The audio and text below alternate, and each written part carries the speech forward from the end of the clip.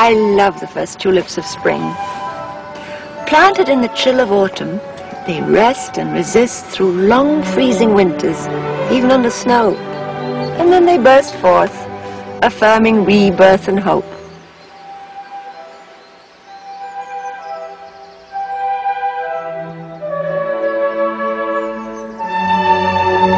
Once the exclusive domain of the wealthy, the tulip is now the reigning queen of spring flowers in gardens throughout the world. And nowhere are spring bulbs grown in greater profusion than in the gardens of the Keukenhof in Holland. Massive beds of tulips, narcissi and hyacinth are displayed in a park-like setting, surrounded by undulating pools and waterways under a canopy of ancient beech trees. Under the care of the Royal Association of Bulb Growers since 1949, the spring parade of color from the end of March through mid-May draws thousands of admirers each year. The Keukenhof celebrates the full season of tulips in spring, early, mid and late season blooms.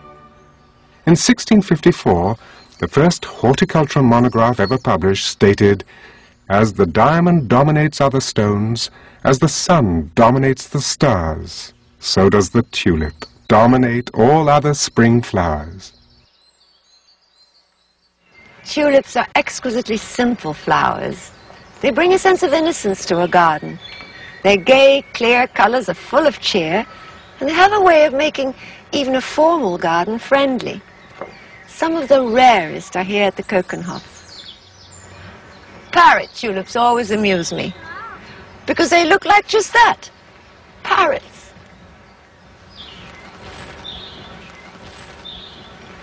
And the enduringly popular cottage tulip. It's a true survivor. It was named for the cottage gardeners to whom it became available after the wealthy abandoned it. And these are just a few of the delightful possibilities.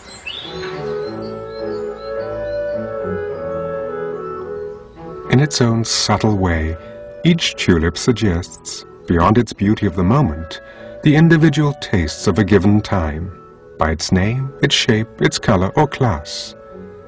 This is the early blooming Dak van Tol. At the beginning of this century, it was crossed with the late blooming Darwin tulip to create an entirely new class of tulip, the Mendel, which blooms mid-season. The Mendels bear the name of the world-famous 19th century monk Gregor Johann Mendel, who laid the foundation for modern genetic theory. What Mendel ultimately discovered through science, tulip fanciers in their constant quest for new beauty had tried to manipulate for years. The tulip arrived in the Netherlands, its home away from home, 4 centuries ago.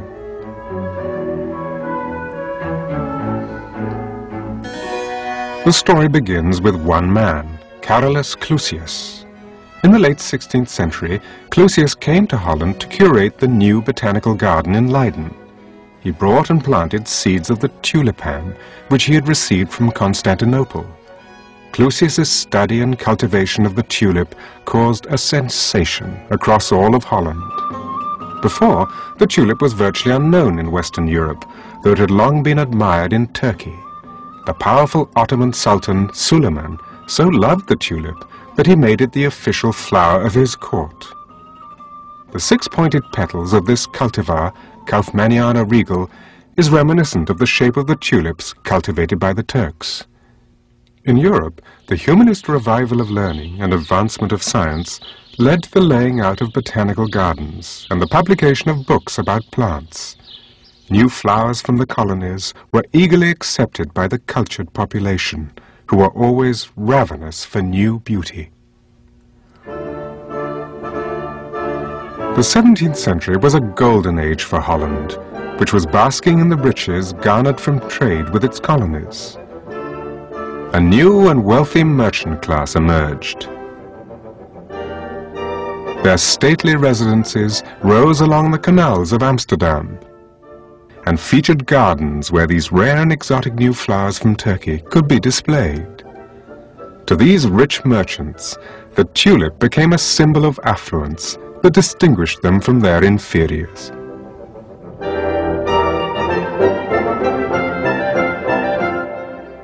In 1634, the year Rembrandt painted Flora, the Roman goddess of flowers and spring, a 3-year phenomenon called tulip mania began. During the frenzy of tulip mania, a simple fleeting flower came to be valued in the same way gold, jewels, or even paintings are today. The Dutch admiration for tulips developed into an obsession. Prices for individual bulbs reached astronomical amounts. Individuals sold their businesses, livestock and clothing, even their homes, to finance the purchase of a single bulb. After 3 years, the artificially inflated prices of bulbs suddenly dropped, the market collapsed, and the Dutch economy was in ruin. Speculators were openly ridiculed, and Rembrandt's innocent Flora was transformed into a world-weary woman.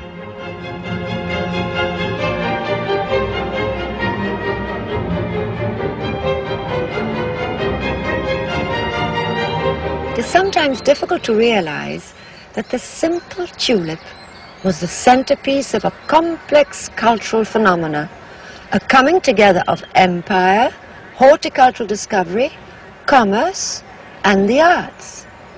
In the 17th century, when tulip mania was in its boisterous bloom, the very light and air which created the perfect climate for this change inspired the great Dutch and Flemish masters to capture forever the beauty of these flowers. The early development of the flower paintings went hand in hand with the era's keen new interest in botany. Individually, flowers were painted as accurately as possible, but the assembled flowers in these paintings were pure fantasy. For in nature, they could never be in bloom at the same time. What's more, the flowers depicted were so rare and expensive that it would cost a king's ransom to gather such a bouquet. The canvases are rich with metaphorical images which had significance for the whole of contemporary Europe. Butterflies, for example, were a sign of rebirth. Fallen flower petals signified the ravages of time. The Dutch called these paintings pronkstilleven, show-off still lives, because the rare and exotic tulips pictured symbolized wealth, power, and taste. Renaissance culture created an atmosphere where tulips could grow into both economic and artistic prominence. The exploration of new territories and the quest for knowledge created an atmosphere in which gardens were considered an art form equal to painting and sculpture. The Garden of Het Loo in the Netherlands, at the Palace of William and Mary, is a logical extension of this art form. It reflects the fusion of Renaissance and Baroque garden designs of the period. Looking over the Queen's Garden at Het Loo, with its sparse bedding of tulips, one is reminded that in her time they were far too expensive and sensitive to be planted en masse. Some of the most prized tulip specimens of 300 years ago are still grown today.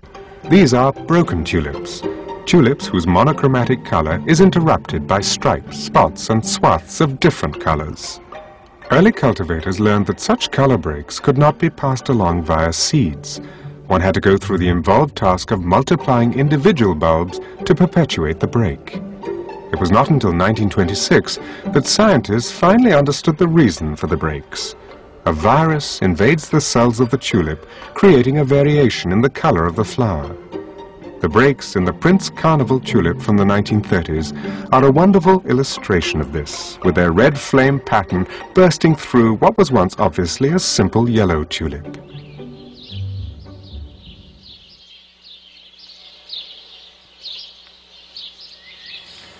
All that incredible beauty from something that looks like an onion. It reminds me of a childhood poem. Clean and round, heavy and sound, in every bulb a flower. Is it possible to change what's inside? Throughout the years, the accomplishments of tulip hybridizers have been remarkable, so that today we have an embarrassment of riches, an abundance of colors, and a variety of shapes. Yet breeders can elaborate only on what nature has already prepared each bulb to do. Looking out over the radiant expanse of a massive tulip field, one must remember that the item being cultivated here is not the flower, but the bulb at its base. Until this century, tulip growers had little variety in the form and size of the plants they produced. But in Holland, where bulb growing has been passed down from generation to generation, the art has reached a level of sophistication akin to that of a great vineyard. Color, height, stem thickness, blooming period, and cup shape are all strictly monitored and controlled during cultivation. The word bulb is applied to all plants that store energy for their seasonal cycle in an underground storage organ. The growth cycle of the bulb is a multi-phase process. When planted, a bulb is dormant. Moisture causes it to produce a root system, which in turn creates leaves and flowers. These blooms help the plant reproduce and store food before withering, producing bulblets, and returning to dormancy. This is Lucky Strike, a triumph tulip with a tall, sturdy stem that supports the distinctive conical flowers of this mid-season blooming tulip. The earliest tulip growers classified their bulbs as either early, mid, or late season. Mystery of India and El Toreador are double earlies who are rather stout of stem and do well in the cold winds of March.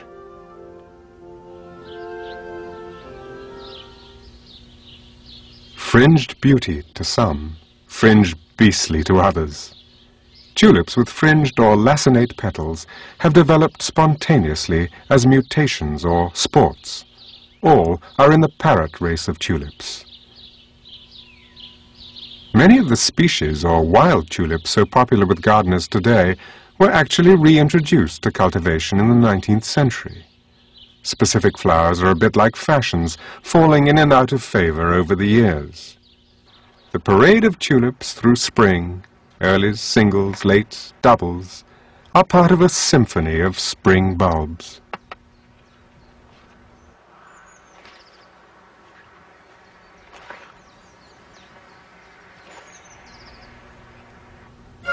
The overture is played by the snowdrops before winter's end. The crocus is not a true bulb. It is a corm with swollen roots that hold its nutrients. Like a great many bulbs, its origins are in the Mediterranean and Asia. Man's use of crocuses is primarily aesthetic, with one economically important exception. Their stigmas produce the rarest of all spices, saffron. The iris, with 3 erect petals, standards, and 3 drooping ones, or falls, is a member, along with the crocus, of Iridicae, the iris family. Always maintaining its heraldic shape, the iris inspired the creation of the fleur-de-lis, which came to be the symbol of France and Christianity during the Crusades in the 12th century. Narcissi, also called daffodils and jonquils, are late-blooming bulbs that are known for their hardiness. Certainly one of the easiest spring bulbs to grow, they are not only resilient in the garden, but with a minimum of care tend to increase abundantly with each new season. The name narcissus is derived from the same root as narcotic, because of the supposed dizzying effect of the flower's perfume, which is so strong that it gives some people headaches. The Royal Horticultural Society lists no less than 8,000 different varieties of this enduringly popular flower. Perhaps the only living beings not favorably disposed towards the daffodil are squirrels and gophers, who normally love to feast on bulbs. Like the belladonna lily, daffodils are part of the amaryllis family, and predators avoid them because their bulbs are extremely poisonous. The hyacinth, with its plethora of bell-shaped blooms, is the diminutive bulb whose scent is close to that of a peach. Long cherished as one of the loveliest and sweetest smelling flowers of spring, they grew wildly and abundantly in ancient Greece. But they were first cultivated in the Middle East as early as the 13th century. The Persian poet of that era, Saadi, wrote of the flower, "If of thy mortal goods thou art bereft, and from thy slender store 2 loaves alone to thee are left, sell one, and with the dole buy hyacinths to feed thy soul."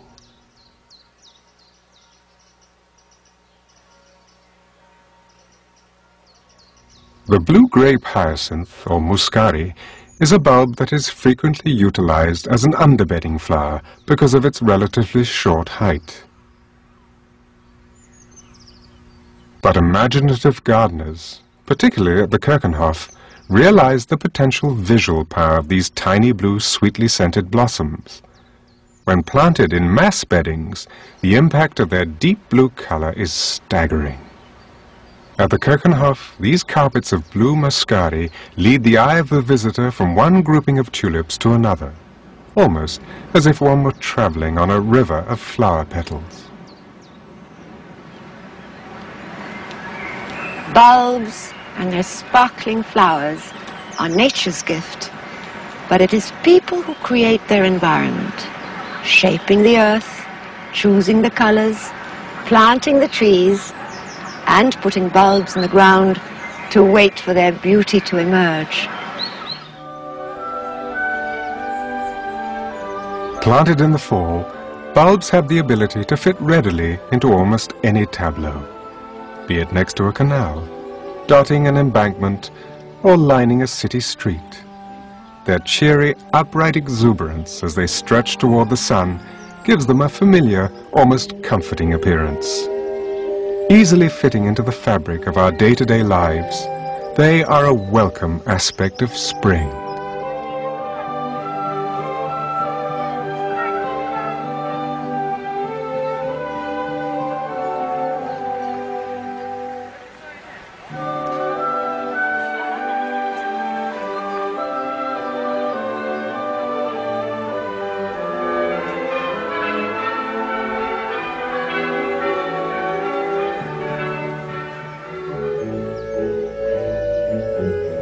Cheney's Manor House in Buckinghamshire, England, incorporates bulbs into its garden in a decidedly sophisticated fashion.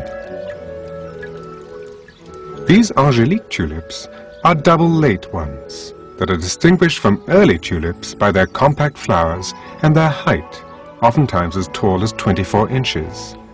Their lengthy stems make them excellent for cutting.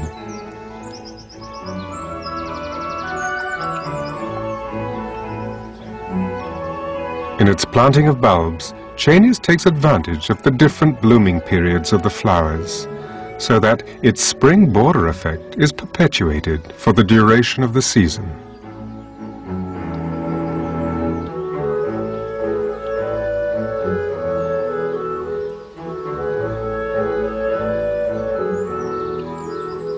Lily-flowered varieties are commingled with parrot tulips.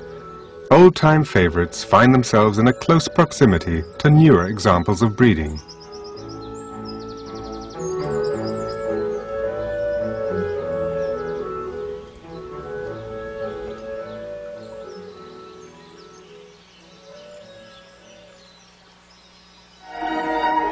In the white garden at Cheney's, absence of color is reinforced by muscari, daffodils and tulips, all of which bloom in white.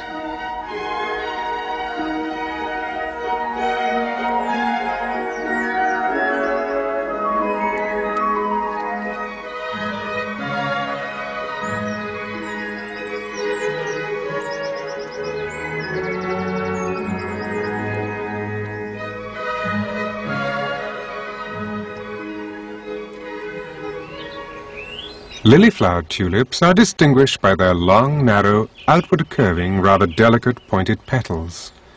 These graceful flowers are the result of crosses between Tulipa retroflexa and certain pink Darwins. The long petals reflect like those of a lily, and the flowers are carried on slender but sturdy stems. Planting non-tulip flowers alongside bulbs camouflages one of the drawbacks of tulips, the necessity of leaving the wilted leaves of the flower intact so that the bulb can ripen for growth next year.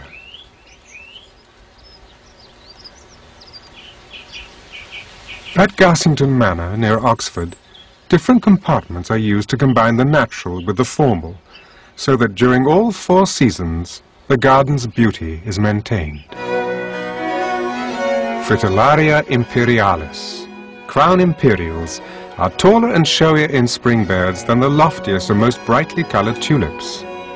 Because of their height, they are frequently planted in the rear of flower beds.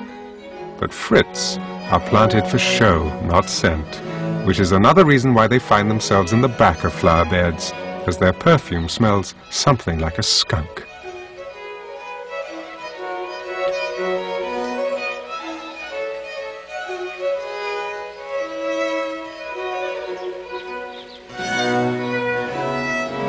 The mass plantings of tulips at the Keukenhof are the outgrowth of bulb hybridization. Through the standardization and control of hybrids, massive uniform beds can exist. 100 years ago, it would have been impossible to even conceive of a park like this.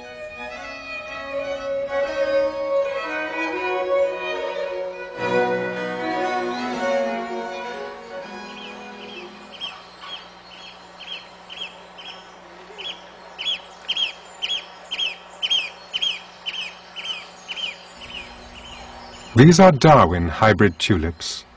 Named after Charles Darwin, their ancestors are believed to have been cultivated by peasants before being introduced into the tulip market in the late 19th century. Originally a very weak flower that wilted quickly, hybrids transformed the flower into this robust, brightly colored and immensely popular export. I think if God were to make a patchwork quilt, it would look like this.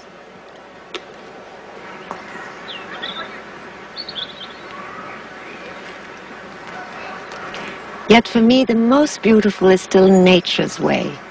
A carpet of flowering bulbs in a forest, all growing in a clump at the foot of a tree, just touched by the sun.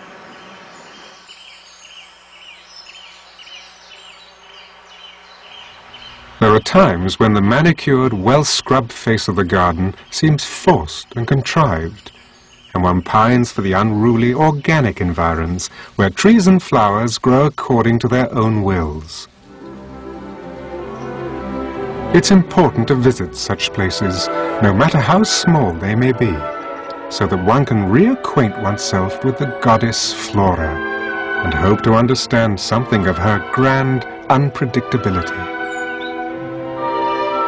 And of the plants that live under her natural mantle, none are more willing and docile than bulbs. There is something of the quintessence of nature in the informal and unstudied manner they collect in rocky crags, wooded arbors, meadows, and along streams.